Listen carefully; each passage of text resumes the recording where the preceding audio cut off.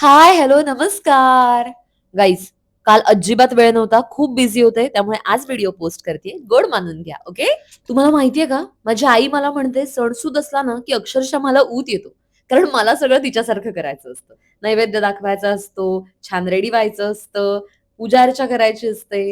काल सुद्धा आईच्या म्हणण्याप्रमाणे मला ऊत आल्यासारखीच मी वागले. सकाळी लवकर उठले, क्षितूला हाताशी घेतलं आणि सगळं साग्र संगीत केलं. कुर्मापुरीचा बेत होता, पण म्हणलं नको. घट बसले त्या दिवशीच पुऱ्या केल्या होत्या, तर चुपचाप आपण फुलके करावेत. नंतर परत तुम्ही म्हणाल, "अगं किती तळणीचं खातेस म्हणून." गाईज, आता हा शॉट बघा. फुलक्याचा शॉट.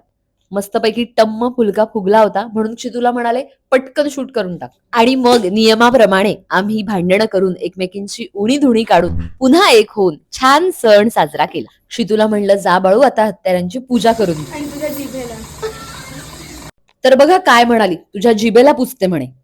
पण ठीक आहे, तिला सगळं माफ आहे. मग आम्ही छान नैवेद्य दाखवला, जेवणावर ताव मारला आणि मग छान अजिबात झोपले नाही, इव्हेंटला गेले. बाय.